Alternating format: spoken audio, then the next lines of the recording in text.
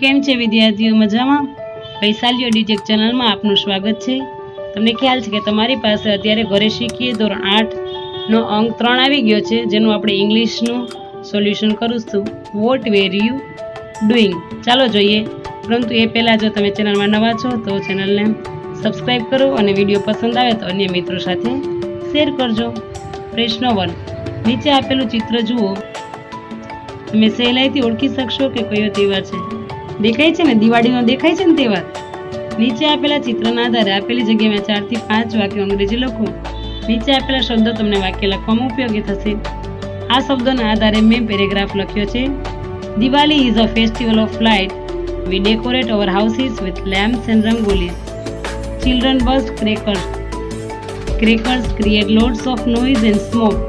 We wear new clothes on Diwali and greet our friends with sweets. We do puja of goddess Lakshmi on Diwali. It is the festival with full of fun. I like Diwali very much. Question 2. નીચે આપેલો ફકરો વાંચો. Tigers and leopards. બે પેરેગ્રાફમાં એકમાં સમાનતા છે બેની અને એકમાં બેની તફાવત છે. Tigers and leopards have many things in common. Like tigers, leopards too are meat-eating animals. They both like to hide away from humans. Also, tigers and leopards both are solitary animals, which means they do not live in groups or herds. They live alone. Tigers and leopards have many differences as well. Tigers live in open grasslands, but leopards like to live in rocky caved areas.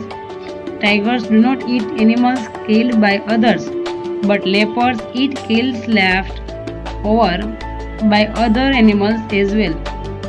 All tigers have stripes on their skin. However, leopards do not have stripes. હવે નીચે આપેલા જગ્યામાં વાઘ અને દીપડા વચ્ચેની 3 સમાનતા અને 3 જુદાપણું લખો. અહીંયા સિમિલરિટીઝ એટલે કે સમાનતા અને ડિફરન્સીસ એટલે કે જુદાપણું. First, meat eating, solitary animals અને હાઇડ અવે ફ્રોમ હ્યુમન્સ. 3 સમાનતા છે. જુદાપણું જોઈએ. સ્ટ્રાઇપ્સ, લિવિંગ એરિયા અને ઇટિંગ હેબિટ્સ. આ ત્રણેય એને અલગ અલગ છે. ક્વેશ્ચન 3. નીચે આપેલા શબ્દો વાંચો. ધ્યાનથી જુઓ કે આ શબ્દો ટાઈગર્સ, લેપર્ડ્સ ફકરામાં કેવી રીતે વપરાયેલા છે. જે શબ્દો સમાનતા દર્શાવવા માટે વપરાયેલા છે તેને એસ થી માર્ક કરો અને જે શબ્દો જુદાપણું દર્શાવવા માટે વપરાય તેને ડી થી માર્ક કરો. ઓલ્સો તો સમાનતા બતાવે એટલે as, but, differences, like, similarity, however, difference, to, similarity અને અનલાઇક છે એ ડિફરન્સ બતાવે ડી કર્યું છે. ક્વેશ્ચન 4 છે. કયું પ્રાણી કે વનસ્પતિ તમને વધુ ગમે છે? તેમાં તમને શું ગમે છે તેના વિશે અંગ્રેજીમાં થોડા વાક્યો લખો. તો અહીંયા મેં માય ફેવરિટ એનિમલ એલિફન્ટ વિશે લખ્યું છે. તમે બીજું પણ લખી શકો છો. Elephant is my favourite animal. I like elephant because it is the biggest animal. Unlike other animals, it has a long trunk, which I like very much. I also like its big 2 tusks. I also like about elephant that it helps to lift big logs. I like to ride on elephant. I like to be friend of elephant.